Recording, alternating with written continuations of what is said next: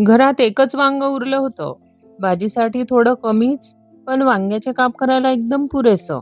आणि वरण भातासोबत वांग्याचे काप असतील तर सुख म्हणजे आणखी काय हवं?